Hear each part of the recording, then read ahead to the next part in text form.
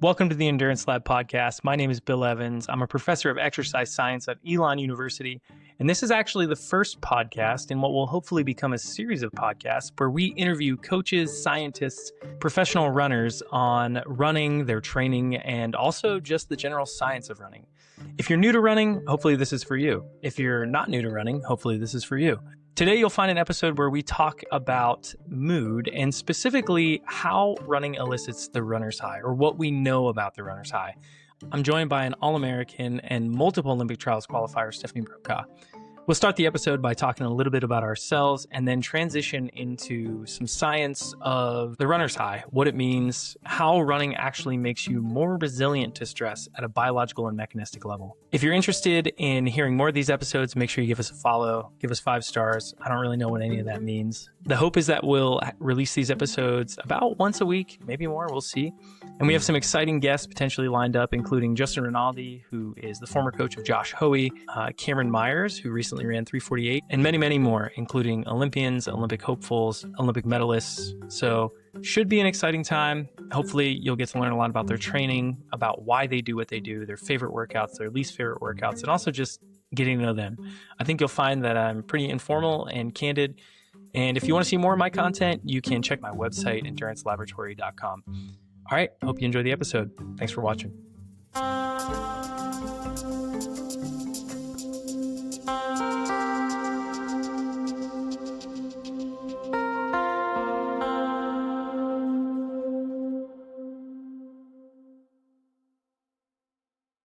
My name is Dr. Bill Evans. I'm a professor of exercise science at Elon University and an avid runner, although I'm not that good myself. And today I have my co-host, Stephanie Brokaw, with me. She is an elite runner herself, and I'll let her introduce herself. Hey, I'm Stephanie, and I ran track at Arkansas, 4-time Olympic trials qualifier. I've been coaching all over the place ever since, currently at Kansas State University. Go Cats. So that's probably enough about me. Yeah. Stephanie, why don't you tell us what you recently learned about the men's team at Kansas State this week that y'all were celebrating? Well, the men's team is currently ranked number 1, and it's pretty significant because they got last at conference last year, but now they're ranked number 1 in the NCAA. What changed? The recruits that came in. So the whole coaching staff here is just incredible at recruiting. My husband's a great recruiter. Head coach Travis Geffert, great recruiter, and probably arguably the best jumps coach in the world. Tara Davis Woodhall is training here. Wayne Pinnock, he got silver at the Olympics in the long jump, trains here. So on today's podcast, we really want to introduce ourselves, talk a little bit about who we are, why you should listen to the podcast, maybe why you shouldn't listen to the podcast, and also touch a little bit on mood and exercise and why it is that we run in the first place. So I think there's a lot of interest in this area because people are very curious as to this idea of the runner's high, which is the idea that when you're running, you experience a high, if you will, a drug-induced state of euphoria. And there's actually a good bit of research in this area. And full disclosure, I am not an expert on, I won't call it sports psychology, but sports neurobiology, if you will. Some of the work we'll talk about today is out of Monica Fleschner's lab at the University of Colorado Boulder. Fun fact, I applied there for my PhD and was not accepted. So, as I said, we'll start with a little bit about ourselves. So, Steph, why don't you tell the people who are asking, all the people, why you run and how you got into running and where you're at now? How I got into running.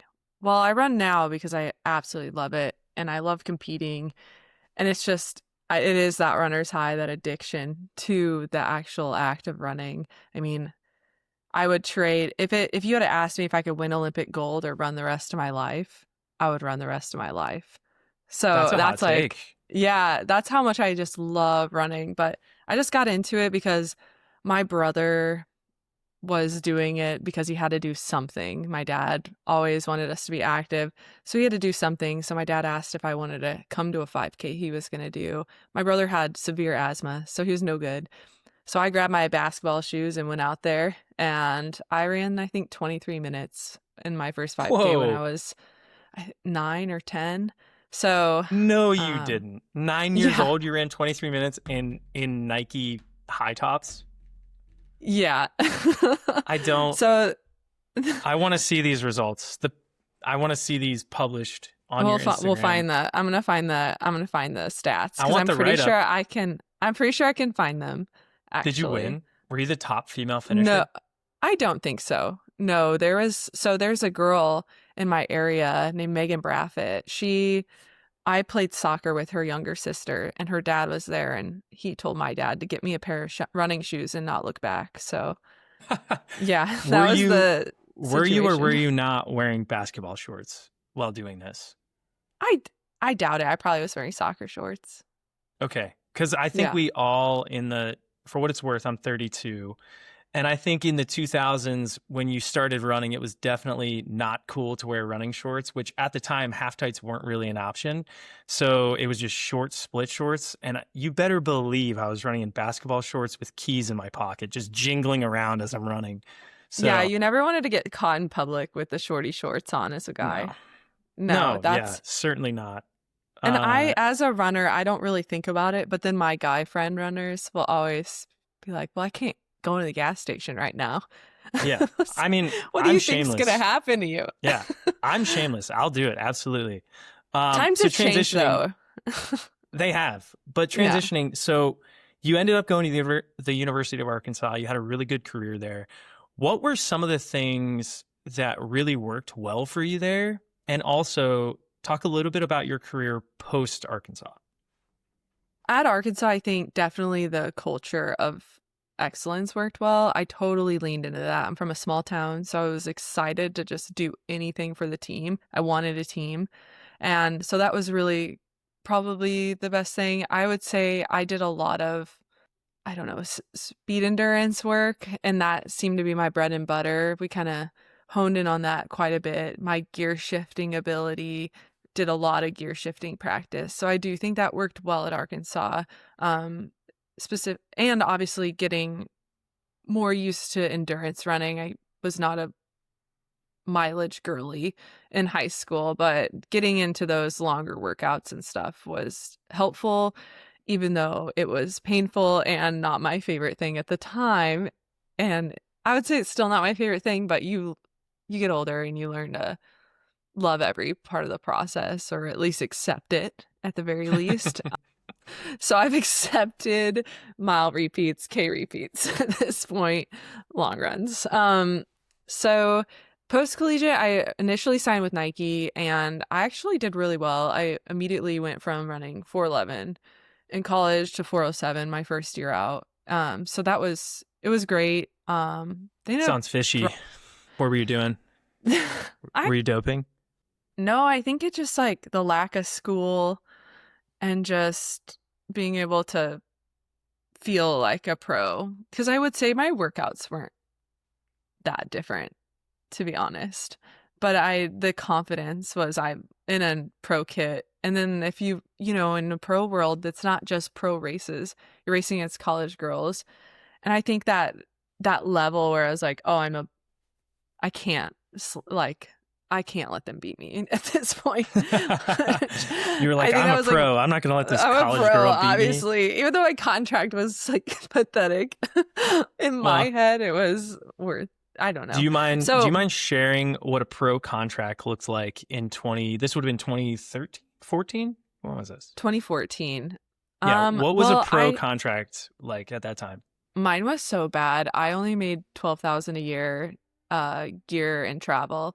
Yeah, and I came out of college ranked it was like me, Corey McGee, Emily Lepari, and Laura Raisler, but also the high school phenoms Mary Kane and Alexa Ephraimson got signed that year too. So that was kind of I guess you would say like the big five middle distance people at the time. That's crazy. Yeah, but I probably had the worst contract of all, so I don't know if we should go off of mine. And the reasoning being is, I don't know, so. Well, let's put a call out to Nike. Nike, this is your call. Pick up Stephanie Brokaw today. Yeah. For more than $12,000 in gear. Get me back in there. Yeah, it I've can't be that hard. withstanded the test of time. Yeah, now she's doing pods. Yeah. So you are a three-time Olympic trials qualifier on the track, and I Technically think four. four. Three Sorry. three separate Olympic trials, 4 times. Yeah. Yeah. Yeah. Okay. So we get it. You're kind of a big deal. I'm not. I'm super average. But one of the things I'm kind of curious about for people in that level or that like a level of eliteness is the difference between doing it on the track versus doing it for the marathon or the half marathon, because I don't know if people really realize how much more challenging it is to do it on the track. So can you break down kind of what the differences are between the marathon and the track and why people should be maybe a little bit more impressed about doing it on the track versus on the roads? Even just, I think what's interesting, like what first came to mind when you're saying that, like what is more impressive is you don't just hit a time and get to immediately go to like the Olympic trials. Yes, there is an A standard, but there's also a B standard. And I think, but they keep the field down to 30 about in each event. So only 30 people can make an event. So, but in the marathon trials, for example, I don't even know, it's like 150 in one event. So it's more than 30. yeah. Yeah. So it's just like really challenging. And you're also like, if you are someone on the bottom end, you're waiting and you might not know till 4 days before, and then you're booking a ticket to Eugene. So it can be really challenging in that way. But I just think, yeah, it's competitive, and I wouldn't say it's easier than the marathon. I have never run a marathon. You can give the expertise on how hard a marathon is, but I think it's just different. But I mean, yeah, very different. Yeah, and I'm not a good marathon runner. I'm not really a good runner in general relative to your level of eliteness, but compared to most people, I consider myself a solid runner. Some people would say that I am an elite runner, and I would say I'm not. But I'm also, well, if you look on a scale, I would say I'm definitely in the top yeah, 0.1%. upper echelon of that. Yeah. I don't think anybody in my town can beat me. I'm going to caveat this. I don't think anyone who's currently in my town can beat me in a 5K. Community 5K, I'm taking that. And we have more than 1,000 people in this town. So I'm at least better than that, What, top 1%? Well, top 0.01%. Like I'm crushing exactly. it. So all that to say, Steph's a good runner. And I think maybe what people should also understand is that what she's going to bring to the table is the applied knowledge of running. And she's also like a fan of running. She can tell you that. I won't. Yeah. But running nerd. Yeah, she's a running nerd, and she's been in it for a long time, and she knows a lot of people. She knows them personally. I am coming at it from a totally different angle. So I am not an elite runner. I like to run. I would say I'm competitive. I would maybe say I'm sub-elite. That would probably be generous. But my background is obviously on the science side of things. And for context, I got into running because I wasn't very good at football. And that was the fall sport. And I was a little skinny guy. And I had a coach who looked at me and said, "Bill, get your ASS off the football field because you're going to get killed." And so I decided to go run, probably walk straight down from the football field to the track, because I wasn't a bad runner. I was decent. And so I picked it up, was decent through high school, but had back surgery when I was 18. And Stephanie will also tell you that she also had back surgery. She had the same procedure, microdiscectomy, nothing like it. Best day of our lives. Nothing like it. Yeah, nothing like losing the prime of your career to a back surgery. Yeah, we will definitely have to have a full back surgery episode. Yeah. But that's a little heavy for day one. No, only people with previous back surgeries are allowed on. But so suffice to say, I quit running for 10 years. I did not run pretty much at all for about, maybe it was closer to 8 years. And then once I was in my PhD program at the University of Maryland, I kind of met some guys on the club team. They're now some of my best friends. And I was walking to my car and just looked at them and was like, You guys on the club team?" And they kind of looked at me like, "Who the heck is this old man asking us about running?" And they were like, "Yeah, what of it?" And so we ended up, just becoming friends, and I started training and got my times to a respectable place. I PR'd in the mile by over 20 seconds. I got it from like 4:32 to 4:15, which is faster than Crazy. Steph. Let the people know. Not for long. American record coming. Yeah, we'll see. We'll see. The mile, let's see, the 8K, I ran 25:28, and then I recently ran a marathon in 2:37 at Richmond. That was my debut, and got another one coming up in March. So going to try and run. It's exciting. Sub 2:37. I'm an incrementalist.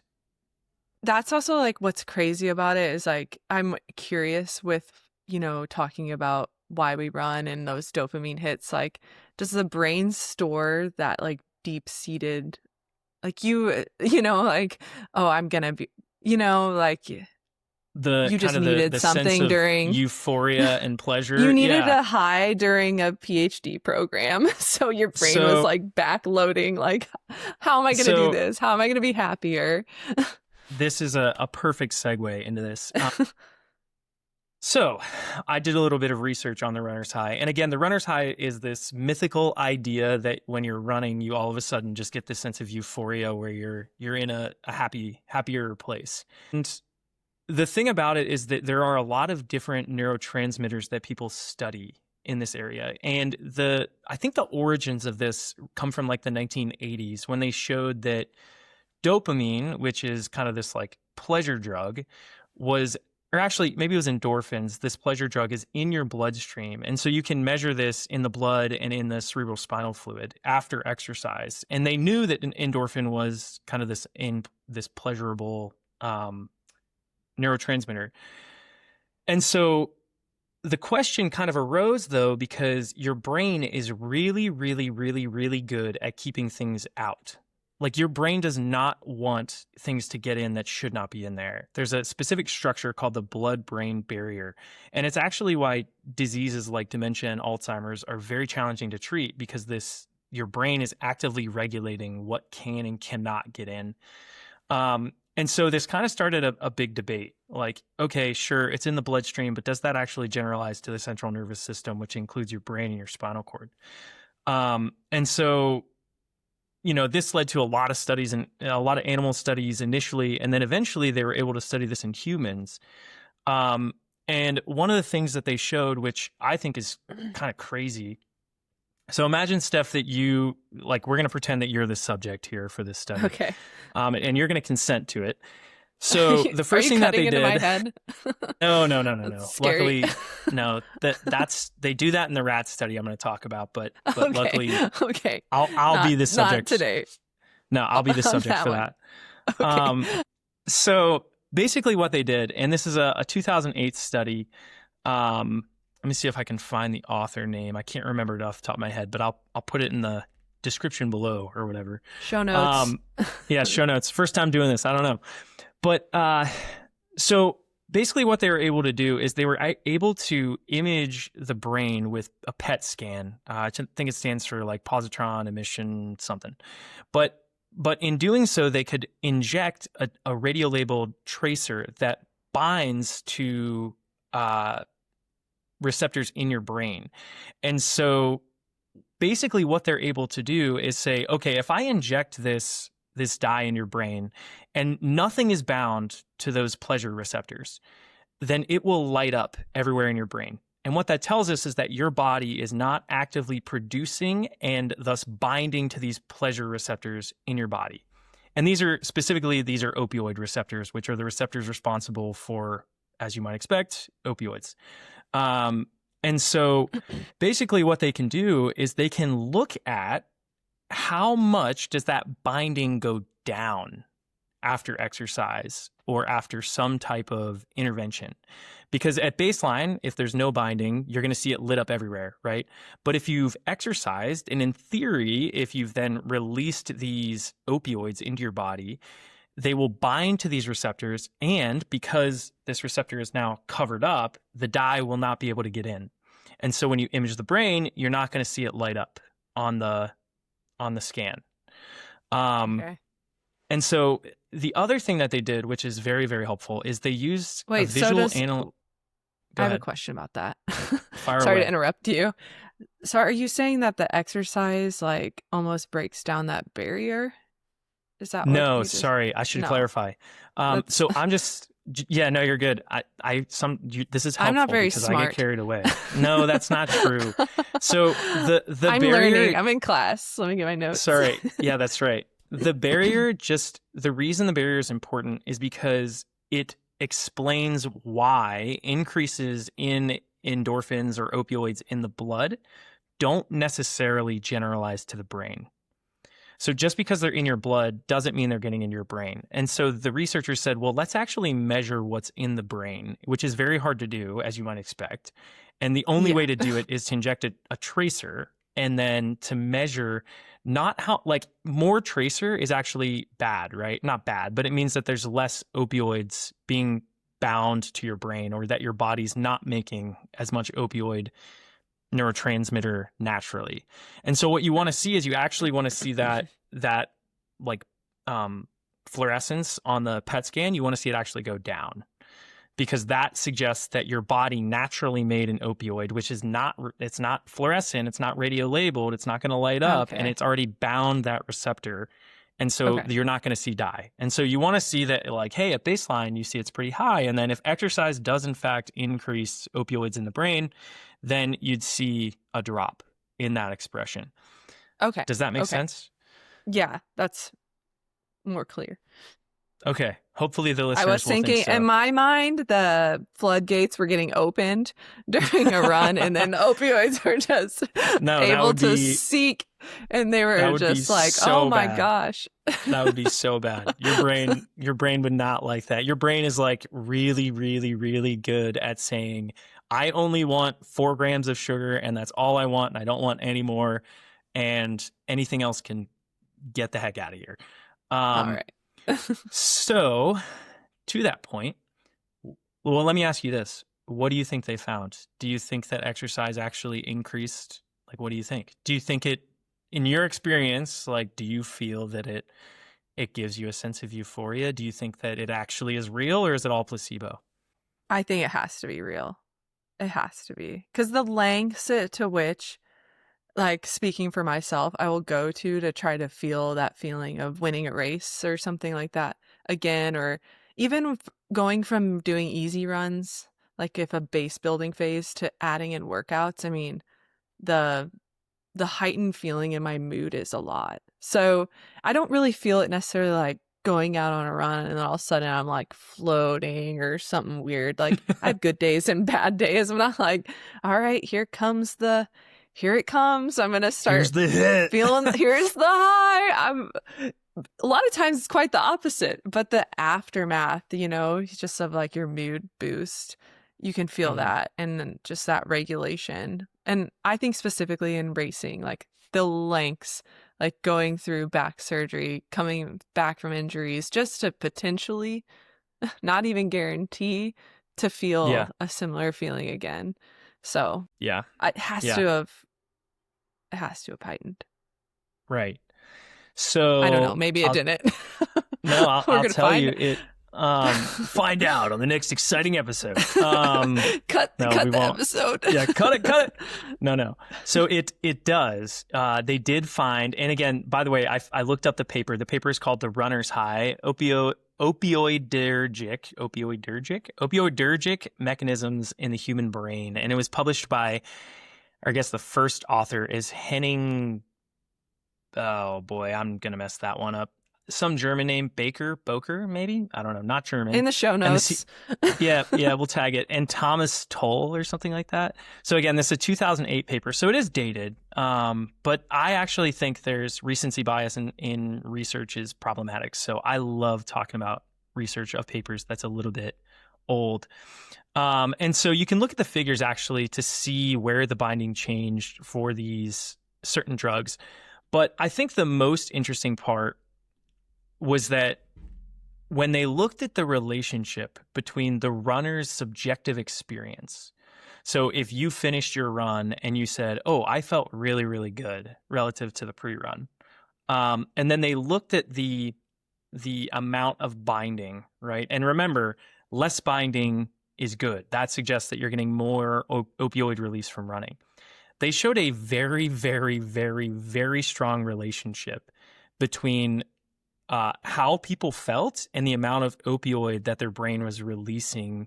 I say opioid, but neurotransmitters that bind opioid receptors that their brain was releasing after running. And so yes, it is real. It does happen.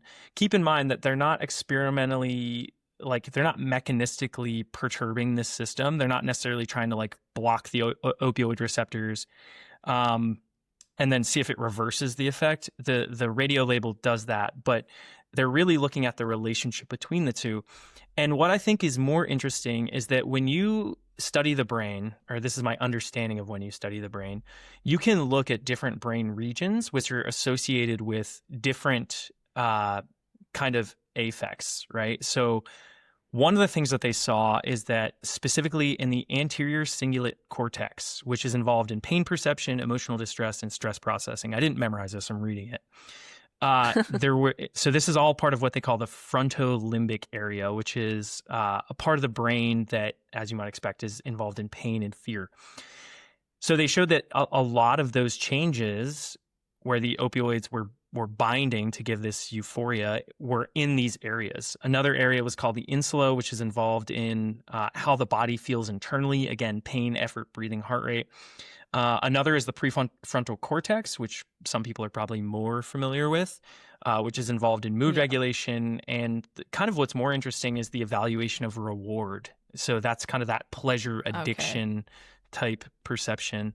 Gotcha. So what the study didn't do is they didn't directly measure dopamine. They did not show strong effects in the nucleus. Don't make me say this word. This is proof that I don't study this area. The nucleus. Accumbens or something like that. And so I guess this is the area that's primarily responsible for like traditional dopamine responses. So again, could be wrong, but it suggests that runner's high is not like this classical dopamine reward spike. It's actually a bit different, and it modulates your perception of pain and stress, and that is what seems to change more likely in response to just an acute bout of exercise. Yeah, because you were talking about the perception, like that whole, like, oh, I felt good today, so then it, you got more of that opioid response. And then that made me think of like new runners and how they're just talking about they don't know what the heck we're talking about because nothing feels good when you start running. So I guess like would they get no response, or are they getting the opposite? How long do you think, like, is it a time thing? Like, I think it's always like, give it a month, like in my personal, but in a science way, is there any way do we know anything about that? So exercise can reduce it does reduce the level of hormones that you secrete. So for example, the classic one is epinephrine and norepinephrine. These are classic stress hormones. And when you are trained, they don't spike as much as they do when you're untrained. And that's because your body is now more sensitive to any amount of those hormones, and you're better at doing the things necessary to run, and you don't need to rely on those hormones as much. So in the same respect, I would suspect that there's a drop actually in the amount of those hormones that are released as you become trained. Maybe because there's an increase in the number of receptors or hands that can catch those neurotransmitters when they are released. But I think in new runners, what tends to be the most common problem is that they don't know how to run easy, right? And that's because their dynamic range is lower, right? When you're trained, you can run anywhere from 10 flat to 5 flat, and that's 5 minutes worth of pace. If you're untrained, it is hard to run at 12 minutes per mile. Like, it's essentially a walk, right? And so if you're running, you're automatically, probably inherently running somewhere around an 11-minute mile. And if your VO2 max is not sufficient to sustain that, it's going to be hard to run, right? You're essentially going to have to walk, but people want to run. And so they're going to run, and they're going to run too hard. Their heart rate's going to be too high. And now they're actually experiencing a very stressful moment. And that is why after a month, they're going to start to feel better. Like you said, like give it a month. That's very real. And it's because they're training. They're basically adapting. Yeah. So for new runners, it's just like take that time to adapt. But then I think of it also in an elite runner. So like I feel like maybe those dopamine hits are how we get involved in overtraining and pushing easy runs because, or whatever, the opioid hit, because it's just like, in a way, you're seeking that. Do you think that, I don't know. I guess that's my other question about it. Looking at the two scales. This is so good. So this is kind of the classic drug response, right? If you were to take some type of illegal substance, or maybe it's legal, I don't know, caffeine we can do, for example, right? You develop... Yeah, we'll just do coffee. Yeah, we'll use caffeine. But you develop a tolerance, right? You develop a tolerance to it, and at some point you need more to get the same effect. And so what's interesting about this is the same is actually true in response to chronic stress. So the second study that I want to talk about is actually how we respond to chronic stress and why exercise might actually be very helpful in preventing, or the mechanisms through which exercise is helpful for preventing things like depression, anxiety, all these things. And the reason I bring this up in reference to elite runners is because they are, if you think about it, under a lot of chronic stress. Now, it's not the same as working a 9-to-5 job, right? It's a different level of stress. I think Hobbs Kessler recently had an interview where he was like, being a professional runner is not hard. And he has a point, right? Like fun. Like there's a point there, but it is physically stressful. And while it might not be like the most psychologically stressful experience, it is physically stressful. And so there was a study they did on rats, believe it or not, where they subjected them to chronic stress by giving them tail shocks. And I know that sounds super sad, but it is sad. Yeah, I know. If you talk, all the studies with rats are just...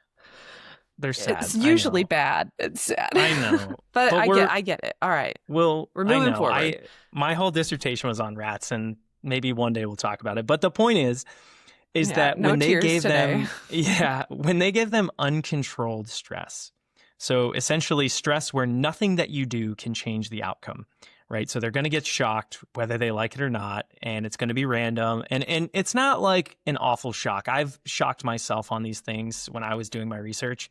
It doesn't feel great, but like it's not unbearable. So anyways, I'm not saying it's ethical. I'm just saying this is what they do. But when they experience this uncontrollable stress, their brain actually learns something that's kind of specific, right? It's that effort does not reliably lead to improvement. I'll say that again. Effort does not reliably lead to improvement. And so what they can do is they can then put these rats into what's called a shuttle box, which has 2 compartments in it. And there's essentially a small doorway between them. And there's a floor that delivers a mild short electric shock. So there's nothing complicated, there's nothing tricky about it. But the question becomes, can the animal learn an action that stops the shock? Now, remember, they've just experienced this uncontrollable, stressful environment. And so the researchers are asking, right, can these rats, can we use a behavioral task that will measure whether or not the animal can act when an action will actually help them? Okay, so previously, nothing they did would matter. Now, something they do can matter. Like they can make a change. And this is actually one of the things that's observed in things like depression, right? It's this feeling of helplessness. Like nothing I do is going to matter. Nothing I do will change anything. And so lo and behold, as you might expect, in the rats that undergo this uncontrolled stress, they have a delayed response. So at first they react like they freeze. They might act randomly, they might move around, but eventually they'll usually cross to the other side. But when the animals have undergone this type of learning behavior, they don't do that, right? They'll actually just sit and absorb the shock. Which is it's super bad, right? And so they're not able to learn that if I move to the other side, the bad thing is going to stop. Which is super duper sad. And so these poor rats. I know, right? And so basically what they did is they were able to, and this is a super complicated system. And in a lot of ways, I don't fully understand it because it covers like 20 years of research, and it has to do with something called the dorsal raphe nucleus, which is a brainstem region that produces most of the brain's serotonin. Serotonin is a neurotransmitter. You've probably heard of SSRIs, which are going to, they're used to treat depression, anxiety, OCD. Yeah. Those are going to target this serotonin pathway. And so, believe it or not, your body actually can regulate itself because it has a negative feedback loop that says, all right, serotonin is getting too high. I have a receptor on my neuron that is going to bind back to that serotonin, and it's going to slow down the release of serotonin. And what happens when you get like this uncontrollable stress is it hyperactivates these regions. And so you get this excessive firing of the neurons, and what it does is it actually desensitizes the off switch. And so you're not able to turn off that serotonin as quickly. Right. And so that's actually like the mechanism that underlies it. And this is where the kind of key comes in, is that prior work in this lab showed that voluntary running actually prevents what they call this escape deficit. And the escape deficit is the idea that the rat can't make its way to the other side of the box. Okay. So basically what I'm trying to say is that running is stressful. Yes. And stress in general is stressful, and it literally rewires your brain. It changes the receptors in your brain in response to stress. And when you train, and when you train regularly, you are more able to respond to those stressors, right? And so the reason that this might help explain why an elite runner is going to seek that kind of like feeling, that euphoric effect, is because I suspect it contributes to this mechanism in that it helps them auto-regulate better. It helps them get that feeling, that sensation of, okay, there is something I can do to improve my performance, and here's the reward.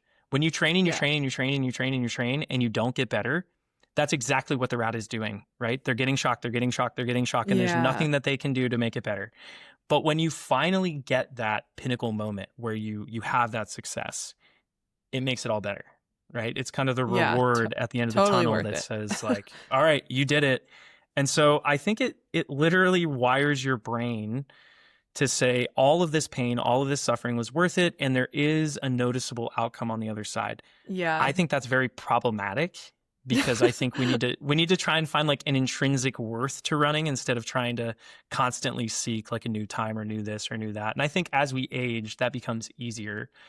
But that is my long story about the research behind the runner's high and why exercise training actually makes you more resilient as a person. That's really cool. I mean, I just think looking at it that way, and not obviously because we have those feelings, but then understanding why do I seek pain? So we've solved it, the mystery. Yeah. And I mean, I think a lot of people are probably their eyes are going to glaze over and going to fall asleep. But let me ask you this, Steph. When is a moment in your career where you had that feeling of like the rat in the box just getting shocked, where you're like, there's nothing I can do to make this stop? In other words, I'm training, nothing I'm doing is working. And what got you out of that?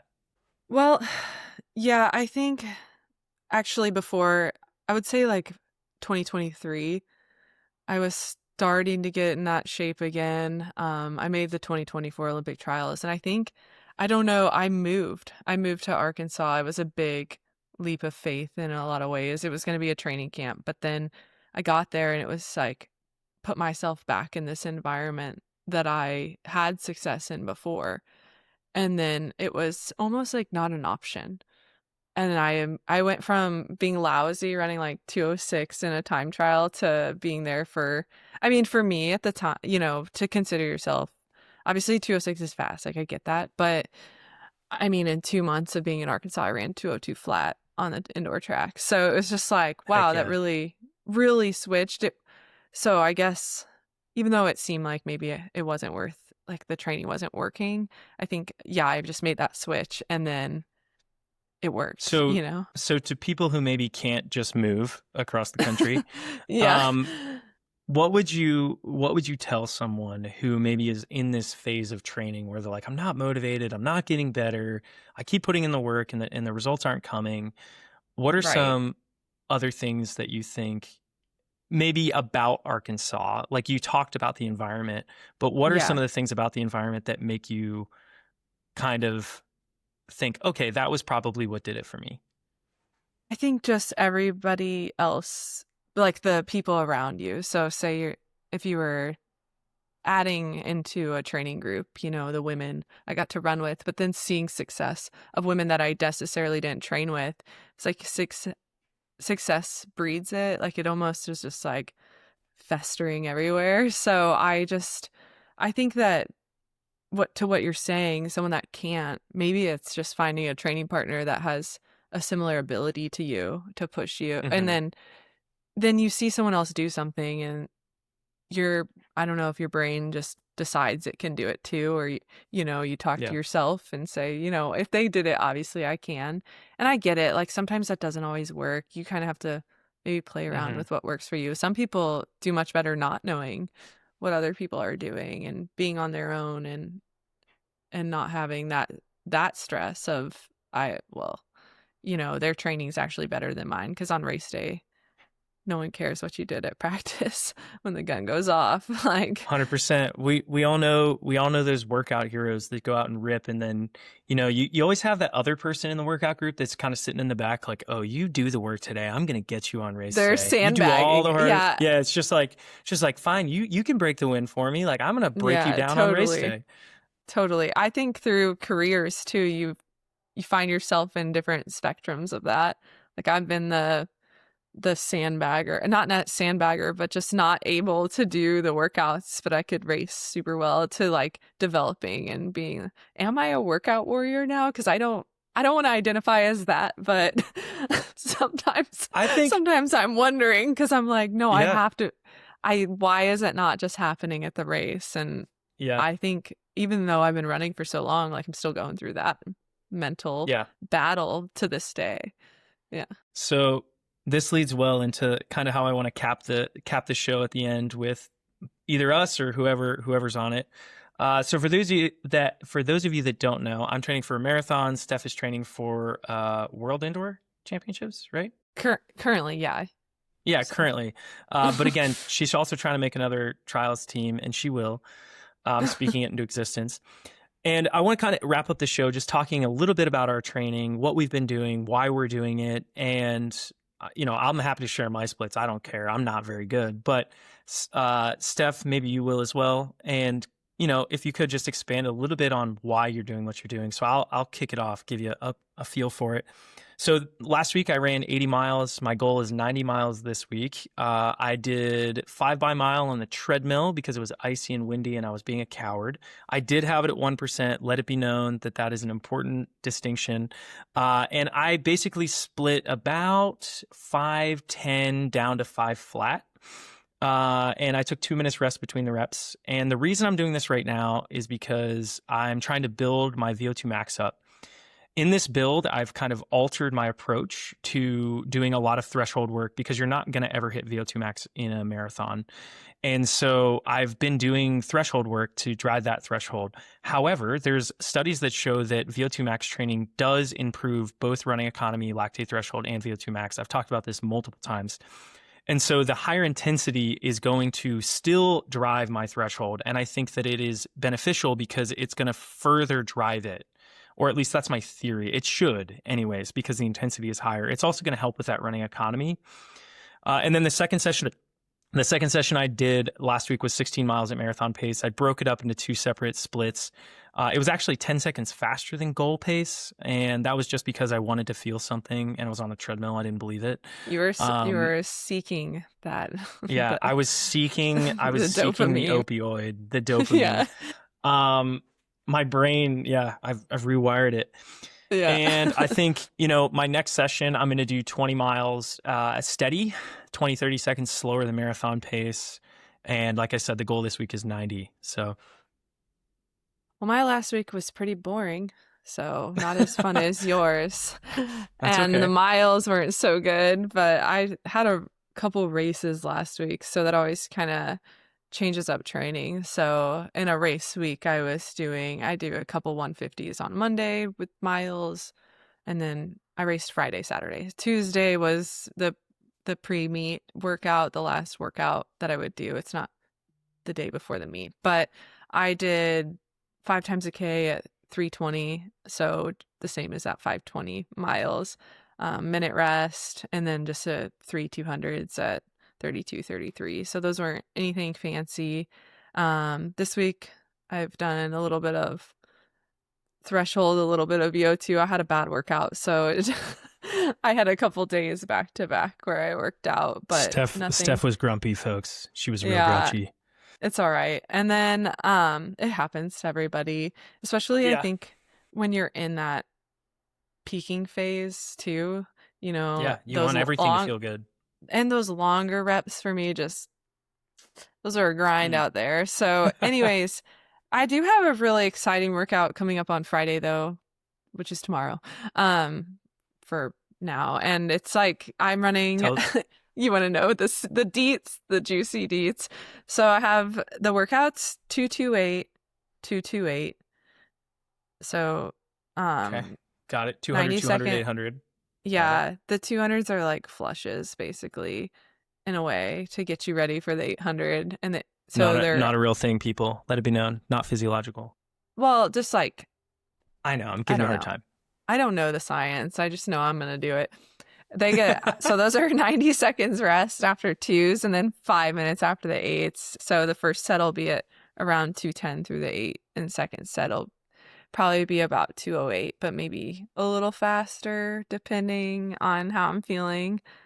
Yeah, I'd like it to be a smooth like 207.